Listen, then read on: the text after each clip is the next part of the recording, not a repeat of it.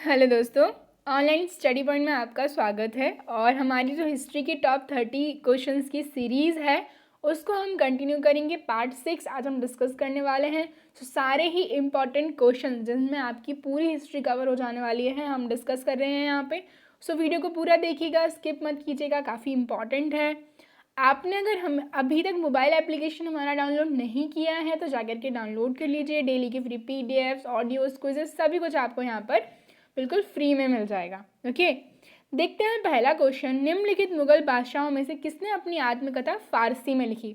देखिए, सभी को याद होता है कि बाबर ने अपनी आत्मकथा लिखी थी तुजुक ए बाबरी, ठीक है ना। लेकिन वो किस लैंग्वेज में लिखी थी? वो लिखी थी तुर्की में, और बाद में उसका अनुवाद फारसी में और अरबी में किया गया था बाय दी अब्दुल रहीम खान खाना। इतना तो याद रखना ही है। इसके अलावा हमें याद रखना है कि जहांगीर जो हैं इन्होंने अपनी आत्मकथा लिखी थी फारसी में तुजुक ए जहांगीरी, लेकिन उसको पूरा करने का जो श्रेय दिया जाता है ये दिया जाता है मोतबिंद खां को। ठीक है, ये भी आप याद रखेंगे। ठीक है, अकबर ने ऑटोबायोग्राफी तो नहीं लिखी, लेकिन अकबर की बायोग्राफी थी जो किसने लिखी थी? अबुल फजल ने। ठीक है ना, क्या नाम था उसका? अकबरनामा। ठीक है, अकबरनामा, आईने अकबरी, ये याद रखेंगे हम। ठीक है, औरंगज़ेब से याद रखेंगे। लास्ट एफिशिएंट रूलर थे ये मुग़ल डायनेस्टी के, जिंदा पीर के नाम से जिनको जाना जाता था। ठीक है ना। सो ये कुछ चीज़ें। बाबर की हम बात करें तो 1526 में ये भारत आए और इनने भारत में जो है मुग़ल रूल स्टैब्लिश किया था by the battle of Panipat, जो कि इनके और इब्राहिम लोदी के बीच में हुआ था। ठीक है, नेक्स्ट देखिए, मुग़ल सम्राट जहांगीर शाह के शासन के समय से पूर्व हम बात करें उनका अंत कैसे हुआ? तो ठीक है, उसका अंत का जो रीज़न था दैट वाज, जो है वो अपने भतीजे के द्वारा युद्ध में पराजित हुए थे। ठीक है ना। सो लेटर मुगल्स की हम बात कर रहे हैं, जहांगीर शाह, इनके बारे में। सो इनका जो है शासन पहले ही ख़त्म हो गया था। कैसे? क्योंकि जो है ये अपने युद्ध में पराजित हो गए थे अपने भतीजे से। ठीक है ना। और कुछ लेटर मुगल से जो क्वेश्चंस पूछे जाते हैं वो मैं आपको बता देती हूँ। तो वो कुछ देखिए, जो बहादुर शाह थे, ठीक है ना, तो बहादुर शाह का नाम क्या था? मुअज्जम, ये पूछा जाता है। ठीक है ना। और बहादुर शाह को शाह एक खबर के जो है उपनाम से भी जाना जाता था। ठीक है, इसके बाद हम बात करें, फ़र्रुखशियार रहे हैं एक इम्पॉर्टेंट रूलर। ठीक है ना, लेटर मुगल्स में जो उत्तरकालीन मुगल सम्राट रहे हैं। इसके बाद हम बात करें मोहम्मद शाह, तो मोहम्मद शाह को रंगीला भी बोला जाता था। मोहम्मद शाह रंगीला जो है इनको बोला जाता था। ठीक है, इसके बाद हम बात करें, ईरान के सम्राट नादिर शाह जब दिल्ली पर आक्रमण करते हैं तो उस समय दिल्ली के सम्राट होते हैं मोहम्मद शाह। ठीक है, और नादिर शाह को ईरान का नेपोलियन भी कहा जाता था। और एक और चीज़ क्वेश्चन पूछा जाता है कि मयूर सिंहासन पर बैठने वाला अंतिम मुगल शासक कौन था? तो ये थे मोहम्मद शाह, क्योंकि इसके बाद जो मयूर सिंहासन है, तख्ते ताउस है, वो नादिर शाह अपने साथ ले जाते हैं। और निर्माण किसने करवाया था? शाहजहाँ ने करवाया था। नेक्स्ट देखेंगे, निम्नलिखित में से कौन सा सही सुमेलित नहीं है? तो देखिए, बाबर का जो युद्ध है, खानवा का युद्ध होता है, बिल्कुल सही है। ठीक है ना। बाबर के युद्ध आप याद रख लेंगे, पानीपत का युद्ध है, खानवा का युद्ध है, चंदेरी का युद्ध है और घाघरा का युद्ध है। खानवा का युद्ध होता है राणा सांगा के साथ 1527 में। ठीक है, इसके बाद हम बात करें हुमायूं, चौसा का युद्ध, बिल्कुल सही है। चौसा का युद्ध एक याद रखेंगे, एक याद रखेंगे बिलग्राम या कन्नौज का। चौसा का हुआ है 1539 में, बिलग्राम और कन्नौज का हुआ है 1540 में, जिसमें ये हार जाते हैं और फिर चले जाते हैं। अकबर हल्दी घाटी का 1576 में, महाराणा प्रताप। ठीक है, सो ये याद रखने हैं। जबकि जहांगीर से आपको ये बल्ख का जो युद्ध है ये याद नहीं रखना है, ये सही सुमेलित नहीं है। जहांगीर के बारे में मैंने ऑलरेडी आपको बता दिया है। ठीक है ना। सक्सेसर थे ये अकबर के। 1605 में ये जो है गाजी की उपाधि धारण करके गद्दी पर बैठे थे। तुजुक ए जहांगीरी के नाम से उन्होंने अपनी आत्मकथा लिखी थी। ठीक है, और इनकी जो वाइफ थी, जो हिस्ट्री में बहुत फेमस है, उनका नाम क्या है? नूरजहां मेहरुन्निसा। ठीक है, निम्नलिखित 4 वेदों में से किस एक में जादुई माया और वशीकरण का वर्णन है? तो आंसर इसका अथर्ववेद। ठीक है, सबसे बड़ा हम बात करें, सबसे पुराना जो है ऋग्वेद है, जिसमें 10 मंडल हैं। ओके, तीसरे मंडल से जिससे गायत्री मंत्र मिलता है। तो ये कुछ चीज़ें वेदों के बारे में आप याद रखेंगे। हुमायूं द्वारा लड़े गए 4 प्रमुख युद्ध का तिथि अनुसार सही क्रम, तो देखिए आंसर होगा इसका डी।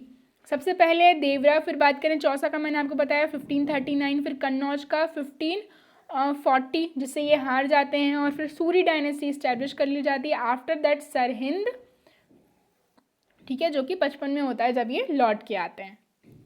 नेक्स्ट बात करेंगे हम, औरंगजेब की मृत्यु के समय मराठा नेतृत्व किसके हाथों में था। तो औरंगजेब की मृत्यु कब हुई थी, पहले तो हमें यही याद होना चाहिए, 1707 में हुई थी।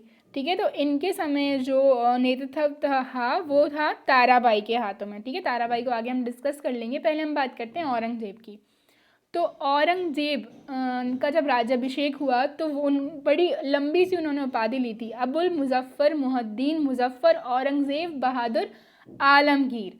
ठीक है, और मीर मोहम्मद हकीम जो थे इनके गुरु थे, और ये सुन्नी धर्म को मानते थे और इनको जिंदा पीर भी कहा जाता था। और इन्हीं के समय में जयसिंह एवं शिवाजी के बीच में पुरंदर की संधि हुई थी 1665 में।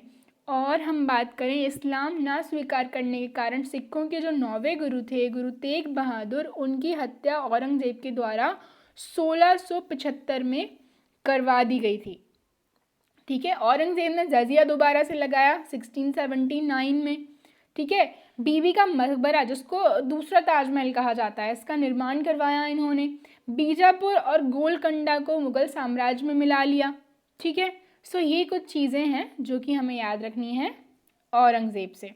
दिल्ली के पुराने किले का वर्तमान स्वरूप जो है उसका निर्माण निम्नलिखित में से किसने करवाया। तो आंसर है इसका शेर शाह सूरी। जब बैटल ऑफ कन्नौज होता है 1540 में, हुमायूं तो चले जाते हैं और इस्टेब्लिशमेंट होता है ऑफ सूरी डायनेस्टी शेर शाह सूरी के द्वारा। ठीक है, उसके बारे में हम बात करें तो ये जो थे अफगान वंशीय थे। ठीक है, इसके बाद इनके बचपन का नाम था फरीद खां। इनके पिता जो थे जौनपुर के अंतर्गत सासाराम के ज़मींदार थे। ठीक है, और शेर खां से हम बात करें, मतलब शेर शाह सूरी से हम बात करें तो इनका जो मकबरा है ना वो बड़ा पूछा जाता है एग्ज़ाम्स में, कहाँ पे है, सासाराम बिहार में है। ठीक है, और रोहतगढ़ का किला और किला है कौना, इन सब का निर्माण भी शेर शाह सूरी ने करवाया। और इनका जो उत्तराधिकारी था वो भी पूछा जाता है एग्जाम्स में, वो भी याद रख लेंगे, इस्लाम शाह। ठीक है, इसके बाद जो जीटी ग्रैंड ट्रंक रोड, उसका निर्माण भी किसके द्वारा करवाया गया है, तो इन्हीं के द्वारा करवाया गया। और पाटलिपुत्र को जो नाम दिया गया पटना, वो भी इन्हीं के द्वारा दिया गया। ठीक है, चलिए, निम्नलिखित में से किस सुल्तान ने निजामुद्दीन औलिया ने निम्नलिखित में से किस सुल्तान से निजामुद्दीन औलिया ने भेंट लेने से इनकार कर दिया था। ठीक है, तो आंसर होने वाला है इसका अलाउद्दीन खिलजी। अलाउद्दीन खिलजी के बारे में तो सभी को पता होगा। जो हम बात करें दिल्ली सल्तनत रही है, दिल्ली सल्तनत में दूसरी डायनेस्टी थी कौन सी, खिलजी, है ना। काफ़ी शॉर्ट पीरियड ऑफ टाइम के लिए रही है, 1290 से 1320 में रही है। उसी के रूलर थे कौन, अलाउद्दीन खिलजी। उनसे आपको याद क्या रखना है, उनके बचपन का नाम याद रखेंगे, गुरशास्प। सेना को नगद वतन देने की जो नींव थी वो भी इन्होंने ही रखी। घोड़ा धाकने और सैनिकों का हुलिया रखने की जो प्रथा थी वो भी इन्हीं के द्वारा शुरू की गई। मूल्य नियंत्रण प्रणाली इन्हीं के द्वारा हम बात करें उसको दृढ़ता से लागू किया गया। इनका एक हम बात करें जनरल था मलिक कफूर, जिसको उन्होंने दक्षिण भारत की विजय के लिए भेजा। इसके अलावा जमैयत खाना मस्जिद, अलाई दरवाज़ा, सीरी का किला, हज़ार खम्मा महल, इन सब का निर्माण करवाया गया अलाउद्दीन खिलजी के द्वारा। गंधार शैली की मूर्तिकला में बुद्ध के सारनाथ में हुए प्रथम धर्मोपदेश से संबंध प्रवचन मुद्रा का नाम क्या है।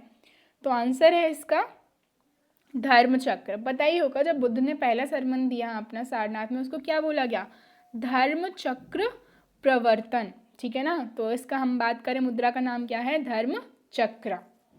बुद्ध की खड़ी प्रतिमा निम्न में से किसके काल में बनाई गई। तो आंसर है कुषाण काल। कुषाण के जो एक रूलर थे कनिष्क, मोस्ट इम्पॉर्टेंट रूलर रहे हैं। उन्हीं के टाइम पे 1st सेंचुरी एडी में कश्मीर में कुंडल ग्राम में चौथी बौद्ध संगीति का आयोजन भी किया गया। ठीक है, 4 बौद्ध सभाएं हैं जिनके रूलर्स पूछे जाते हैं, तो वो आप याद रखेंगे एक के, इस तरीके से आप याद रख लेंगे। अजातशत्रु, कालाशोक, अशोक और कनिष्क। ठीक है। कौटिल्य के अर्थशास्त्र में किस पहलू पर प्रभाव डाला गया है? देखिए, अर्थशास्त्र से हमें लगता है something is related to economy, but ऐसा बिल्कुल भी नहीं है। Mainly that was focused on the जो राजनीतिक जीवन है, जो पॉलिटिकल लाइफ है एट दैट टाइम, वो जो है इसमें आपको बहुत अच्छे से डिस्क्रिप्टिवली मिलती है। और अर्थशास्त्र लिखी है किसने? कौटिल्य ने। कौटिल्य, चाणक्य, विष्णुगुप्त कौन थे? He was the prime minister of Chandragupta Maurya, जो कि चंद्रगुप्त मौर्य को राजा बनने में भी हेल्प करते हैं। नंदवंश के जो लास्ट रूलर होते हैं धनानंद, उनको मार देते हैं। चंद्रगुप्त मौर्य 322 BC में जो है इस्टेब्लिश करते हैं मौर्य डायनेस्टी। फिर मौर्य डायनेस्टी तो है ही, फिर इम्पॉर्टेंट बिंदुसार आते हैं। आफ्टर दैट अशोका आते हैं। Ashoka was the propagator of the Buddhism, जिन्होंने श्रीलंका और बहुत दूर दूर तक जो है बुद्धिज़्म का प्रचार प्रसार किया। पाटलिपुत्र में स्थित चंद्रगुप्त का महल किस चीज से बना था? मुख्यतः बना था, तो ये आंसर होने वाला है इसका लकड़ी का। ठीक है, काठ का महल था। बिना बेगार के किसने सुदर्शन झील का जीर्णोद्धार करवाया? तो आंसर है इसका रुद्रदमन प्रथम। जो जूनागढ़ इंस्क्रिप्शन है उसमें ये मिलता है, रुद्रदमन के प्रथम के द्वारा ये करवाया गया। ठीक है। सुदर्शन लेक काफ़ी इंपॉर्टेंट है, ठीक है ना, ये जो है सौराष्ट्र में बनवाया गया था और काफ़ी लोगों ने जो है बाद में इसका रेनोवेशन करवाया है। निम्न में से किस वंश के साम्राज्य की सीमाएं भारत के बाहर तक फैली थी? तो आंसर होने वाला है इसका कुषाण वंश। ठीक है ना। रॉलेट एक्ट भारतीय कांग्रेस ने विरोध किया था इसका, क्योंकि इसका जो लक्ष्य था दैट वाज व्यक्तिक स्वतंत्रता को सीमित करना, इस वजह से। और रॉलेट एक्ट की वजह से तो बहुत सारी चीज़ें हुई थी, है ना। अपने पुत्र के स्थान पर दूसरे उत्तराधिकारी को गोद लेने के अधिकार को स्थापित किया गया था, तो ये किया गया था 1858 की सामग्री की घोषणा में।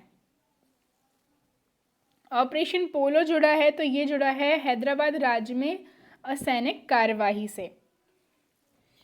उत्खनित प्रमाणों के अनुसार पशुपालन का प्रारंभ हुआ था, तो ये हुआ था मध्य पाषाण काल से।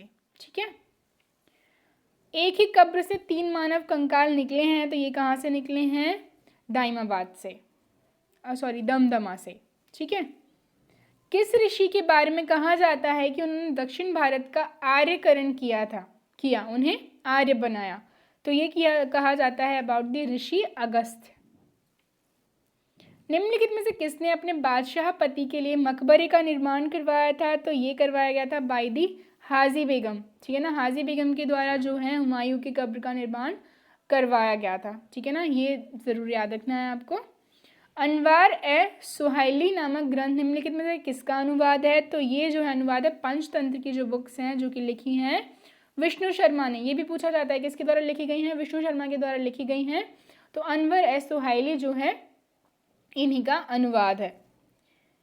हॉयसल स्मारक पाए जाते हैं, तो हॉयसल स्मारक जो है हेलिबेट और बेल्लूर में पाए जाते हैं। हॉयसल जो राज्य रहा है, ठीक है ना, कैपिटल क्या रही है इसकी? द्वार समुद्र, ये भी याद रखेंगे। संस्कृत के कवि और नाटककार कालिदास का उल्लेख हुआ है, तो पुलकेशिन द्वितीय के ऐहोल अभिलेख में। ये लिखा है किसने? रवि कीर्ति ने। ठीक है, पुलकेशिन द्वितीय के जो कोर्ट पोएट थे रवि कीर्ति, उन्होंने लिखा है ऐहोल इंस्क्रिप्शन, ऐहोल अभिलेख। ठीक है, जिसमें हर्ष से के साथ इनके बैटल का भी डिस्क्रिप्शन मिलता है। सिंधु घाटी सभ्यता गैर आर्य थी, क्योंकि वह नगरीय सभ्यता थी, जबकि जो आर्य हम बात करें आर्यंस जो आए, जो वैदिक सभ्यता हमने देखी, वो क्या थी? वो एक ग्रामीण सभ्यता थी। भारत और आस्तिक और नास्तिक संप्रदाय में कौन सा हम बात करें विभेदक लक्षण है? तो क्या है इसका विभेदक लक्षण? तो वेदों की प्रामाणिकता में आस्था। अफगानिस्तान का बामियान प्रसिद्ध था, तो बुद्ध प्रतिमा के लिए। निम्नलिखित में से किस स्रोत में उल्लेखित है कि प्राचीन भारत में दास्ता नहीं थी? तो आंसर है इसका मैगस्थनीज की Indica. Who was the Megasthenes? So ये जो थे ग्रीक एम्बेसडर थे, किसके कोर्ट में? The court of Chandragupta Maurya. किसके एम्बेसडर थे? सेल्यूकस निकेटर के। निम्नलिखित में से किसे एक नया संवत चलाने का यश प्राप्त है? तो आंसर है इसका लक्ष्मण सेन। ठीक है। निम्नलिखित कथनों में से कौन 8वीं शताब्दी के संत शंकराचार्य के बारे में सही नहीं है? तो हम बात करें, उन्होंने 4 धाम स्थापित किए थे, बिल्कुल सही है, ठीक है ना, मठ चारों पता होंगे। उन्होंने बौद्ध एवं जैन धर्म के विस्तार पर रोक लगाई थी, जी हाँ, उन्होंने सनातन धर्म का प्रचार प्रसार किया था, ठीक है। उन्होंने वेदांत का प्रसार किया, बिल्कुल किया, जबकि उन्होंने प्रयागराज को तीर्थराज नाम दिया, ऐसा कुछ भी डिस्क्रिप्शन हमें नहीं मिलता। सो गाइज़, ये जो थी हमारी आज की वीडियो थी। आई होप वीडियो आपको पसंद आए। प्लीज़ इसको ज़्यादा से ज़्यादा लाइक करें, शेयर करें, चैनल को सब्सक्राइब करें। Thank you.